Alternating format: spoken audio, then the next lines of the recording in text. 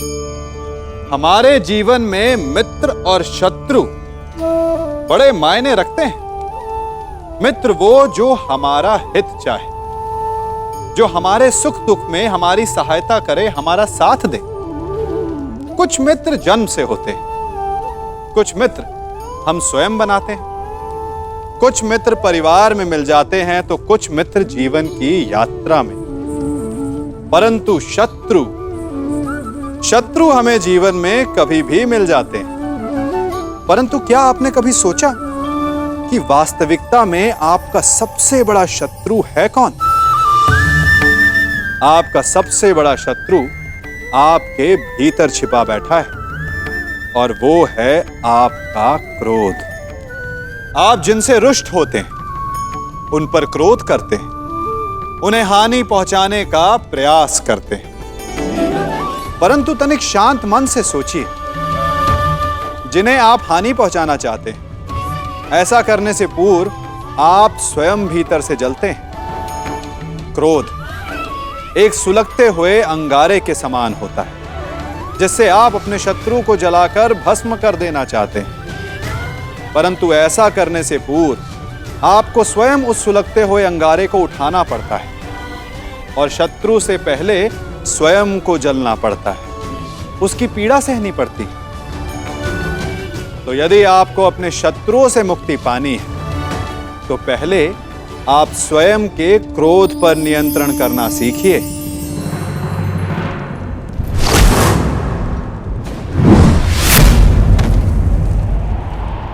ठहर जाओ मित्र। नहीं, अब नहीं।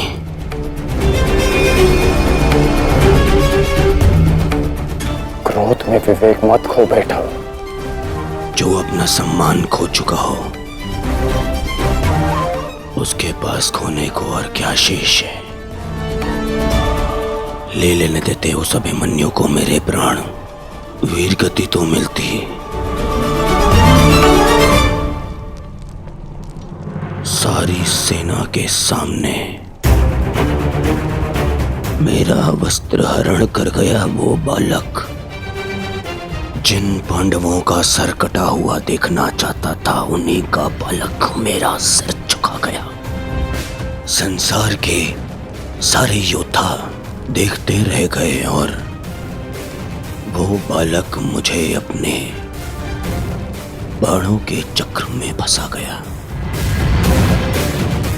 मैं ये अपमान सहन नहीं कर सकता। क्या करूंगा जीवित रह गए जब संसार के सामने शीश उठाकर चल भी नहीं सकता मैं। इसीलिए अब मैं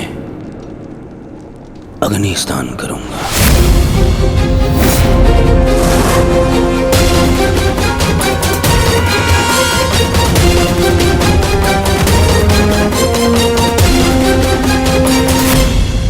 जो अग्नि यहाँ जल रही है, उससे कहीं अधिक अग्नि तुम्हारे पिता के हृदय में जल रही है।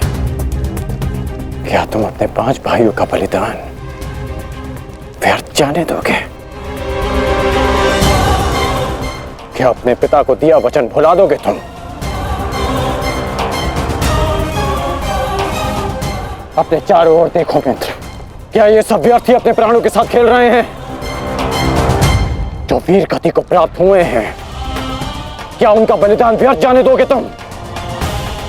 तुम्हारे अनुज, तुम्हारे मामाश्री, तुम्हारे गुरुदेव, ये सब तुम्हारे सम्मान, तुम्हारे अधिकार के लिए लड़ रहे हैं, और तुम अपने कर्तव्य से मुंह मोड़ना चाहते हो।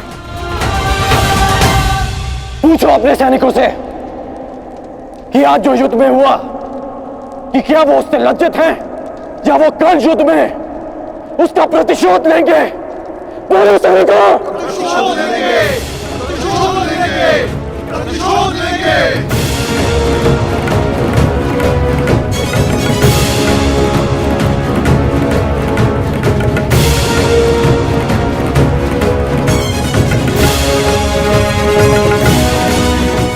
इन सैनिकों का सम्मान मेरे मन में लगी अग्नि को बुझा नहीं सकता मित्र। मैं तुम्हारे लिए सदैव प्रस्तुत हूं मित्र। आदेश दो मुझे, आदेश दो कि क्या चाहिए तुम्हें। तुम्हारी पीड़ा को शांत करने की औषधि क्या है मित्र, बताओ मुझे। मुझे अपने इस अपमान का प्रतिशोध चाहिए। जिसने मेरा मान हरण किया उसके प्राण हरण करने हैं मुझे। मुझे अभिमन्यु चाहिए।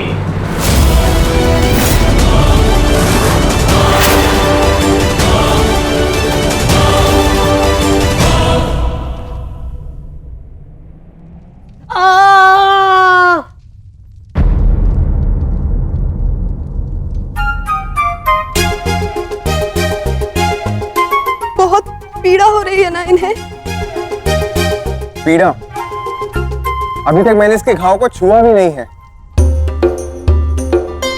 अभिमन्यु तुम्हें सताने के लिए उपक्रम कर रहा है उत्तरा। बहुत बुरे हैं आप। और तुम बहुत डरपोक। एक योद्धा की पत्नी के मन में इतना भय शोभा नहीं देता उत्तरा। ये घाव हमारे लिए आभूषण होता है।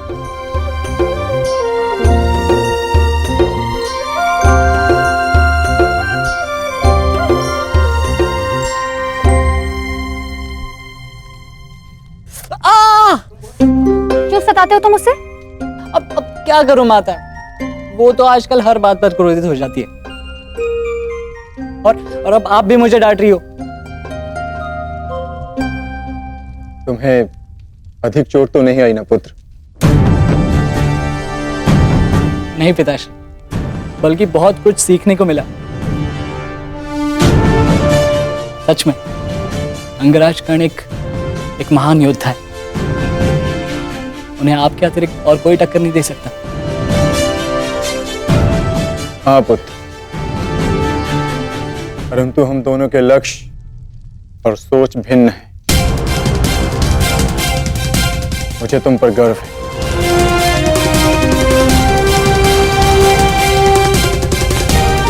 गर्व तो होना ही चाहिए। आज अभिमन्यु ने दुर्योधन को उचित उत्तर दिया।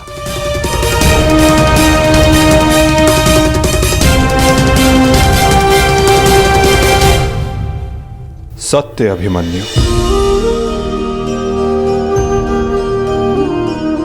आज तुमने जो युद्ध भूमि में किया वो अद्भुत था, और मुझे विश्वास है कि कल का दिन इतिहास में तुम्हारा नाम सदैव के लिए अमर कर देगा अभिमन्यु।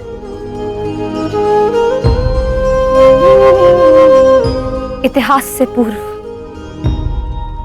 मेरे पुत्र ने अपनी छवि मेरे मन में अमर कर दी है। 14 वर्षों के पश्चात आज पहली बार मन को एक शीतलता पहुंची कि मेरे पुत्र ने मेरे साथ हुए अपमान और अत्याचार का भान उस दुर्योधन को करवाया। मेरी आत्मा को जैसे एक वस्त्र का संबल मिल गया। इसके लिए मैं सदैव के लिए अभिमन्यु की ऋणी रहूं। जीवन तो पल पल में है सखी, जिस पल को जी लो वही जीवन होता है। आज तुम प्रसन्न हो, जी लो सखी, आज का दिन जी लो। कल का दिन तो अभिमन्यु के जीवन का अंतिम दिन होना चाहिए। और स्मरण रहे, सरल मृत्यु नहीं देनी है उसे। मृत्यु आने की पीड़ा का आभास कराना है। और जब तक वो भूमि पर रेंगता हुआ दया की भीख ना मांगे, मृत्यु नहीं आनी चाहिए उसे।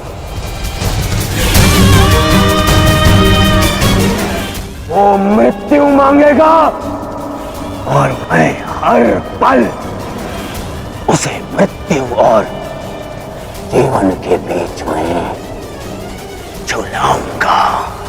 झुलाऊंगा मैं उसे। असंभव युवराज, जब तक युद्ध भूमि में पांडव उपस्थित हैं तब तक अभिमन्यु तक पहुंचना असंभव होगा।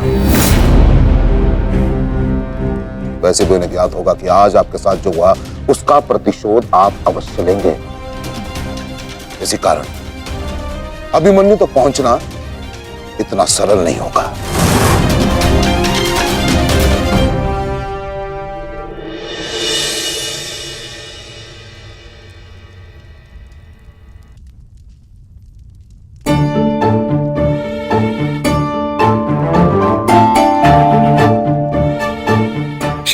क्षमा कर दो, भूल हो गई बस। अच्छा, अब क्षमा भी कर दो। जिसने युवराज दुर्योधन का मस्तक झुका दिया वो आज तुम्हारे समक्ष सर झुकाए मना रहा है तुम्हें। देखो, किसी ने मुझे इस प्रकार सर झुकाए देख लिया ना तो मेरा बहुत उपहास उड़ाया जाएगा। पहले वचन दीजिए कि भविष्य में आप इस तरह मेरा उपहास नहीं बनाएंगे। आपको अनुमान भी है मैं कितनी भयभीत हो गई थी। अब इसमें भयभीत क्या होना उत्तरा? आप नहीं समझेंगे, मुझे आपसे बात ही नहीं करनी। तो ठीक है, मत बात करना, परंतु कल यदि लौटा नहीं ना तो पछताना नहीं कि दोबारा ऐसे मत बोलना आर्य। भाई खो चुकी हूँ, पति नहीं खो सकती। क्षत्रिय हूँ, अपने अधिकार लेना जानती हूँ। आपको लौटना होगा क्योंकि इस बार केवल मैं नहीं, आपकी होने वाली संतान भी आपकी प्रतीक्षा करेगी।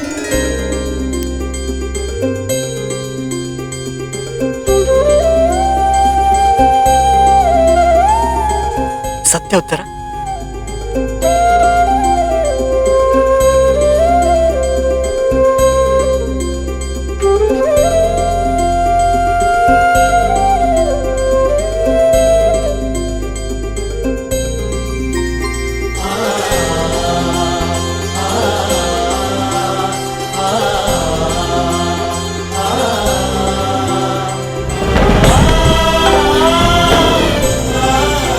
मैं तुम्हें वचन देता हूं उत्तरा, तुम और हमारी संतान सदा मुझ पर गर्वित रहेंगे। जानती हूँ आपकी संतान बहुत भाग्यशाली है। उसे अपने पिता की शौर्य गाथा सुनने को मिलेगी। गाथाएं विजय के साथ होती है उत्तरा, और विजय अभी शेष है। युद्ध शेष रहे या न रहे, उस अभिमन्यु के प्राण शेष नहीं रहने चाहिए आचार्य। आप सेनापति तीरगत के वीर नरेश शर्मा, मध्य नरेश शैल्य, अश्वत्थामा महाराज, इतने वीरों के होते हुए भी क्या एक बालक को बंदी बनाया नहीं जा सकता? तुम्हारे प्रतिशोध के लिए केवल कुशल योद्धाओं की नहीं बल्कि एक उत्तम योजना की आवश्यकता है मेरे होने वाले सम्राट। हमारी सफलता एक उत्तम योजना में छिपी है।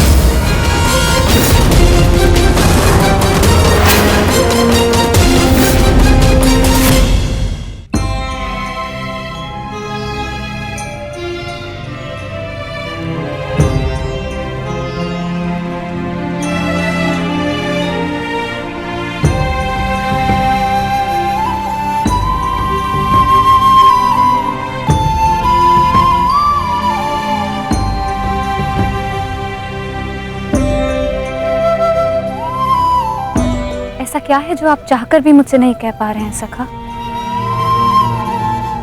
ये रात का अंधकार भी आपके मुख पर आए हुए भाव मुझसे नहीं छुपा सकता।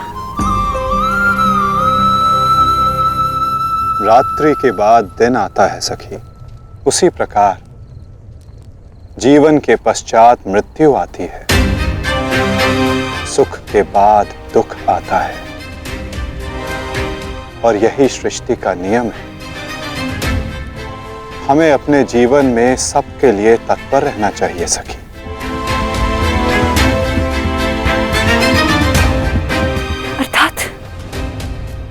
अर्थात जो मेरा भय है, क्या वो सच होने वाला है माधव?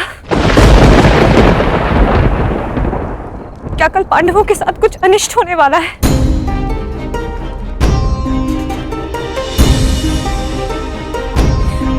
आप तो सब जानते हैं ना सखा। बताइए मुझे।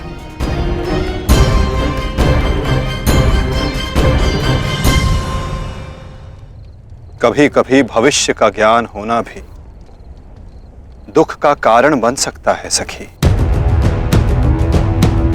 यदि समय के अनुसार मनुष्य को सत्य का ज्ञान हो तो वो स्वयं को संभाल सकता है।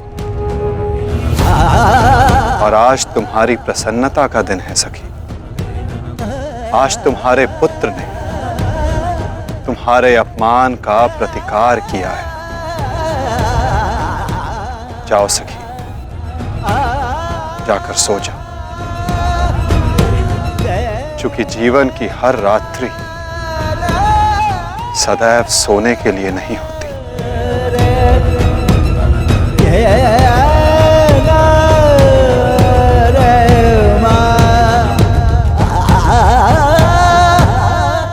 मैं तब तक सो नहीं पाऊंगा जब तक मेरा प्रतिशोध पूर्ण न हो जाए आचार्य।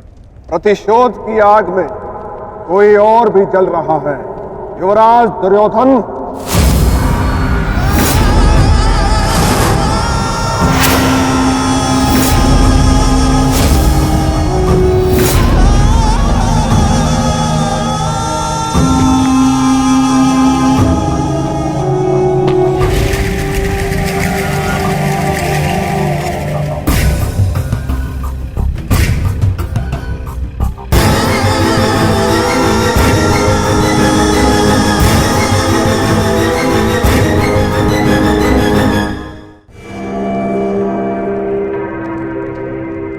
माता श्री सिंधु नरेश जयद्रथ। भूल को क्षमा किया जा सकता है, अपराध को नहीं। इस सम्मान के पश्चात में जीत बचा तो ऐसा भयंकर प्रतिशोध होगा कि तुम पांचों की आत्मा कांप उठेगी।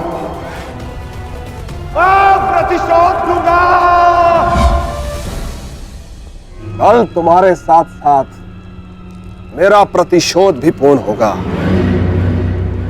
और मैं सम्मान सहित तुम्हारी बहन दुशला को अपना मुख दिखा सकूंगा।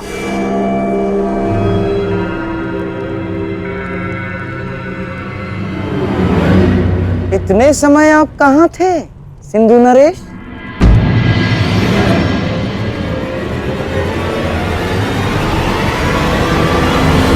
अपने अपमान के प्रतिशोध का प्रबंध कर रहा था।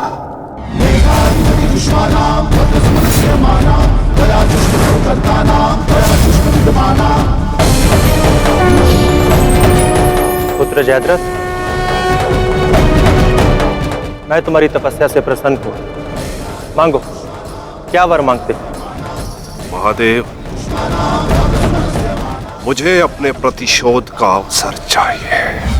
शपथ ली है मैंने, जब तक पांडवों के अपमान का प्रतिशोध नहीं लूंगा तब तक मुकुट धारण नहीं करूंगा। और वो दिन कल आएगा वो दिन जब मैं पांडवों को ऐसी पीड़ा दूंगा कि वो जीवन भर नहीं भुला सकेंगे।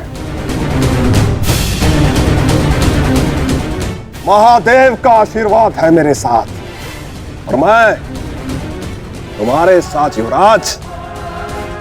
तुम्हारी योजना और मेरा प्रतिशोध दोनों कल सफल होंगे।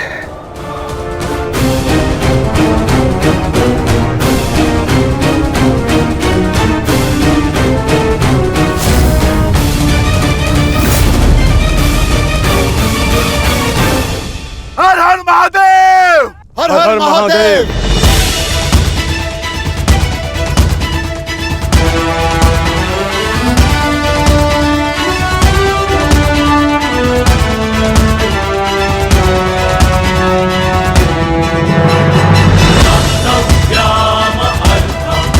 सर्वोत्तम बनो पुत्र, संसार के सभी योद्धाओं में तुम्हें सबसे अधिक कीर्ति प्राप्त हो।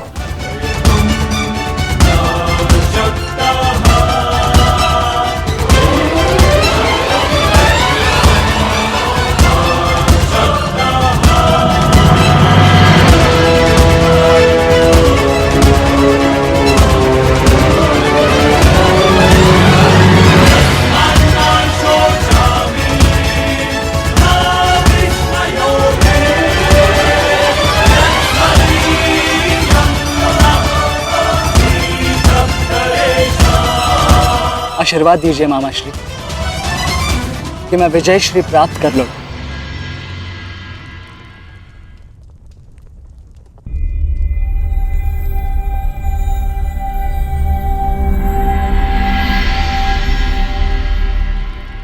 विजय तो कायरों को भी प्राप्त होती है पुत्र,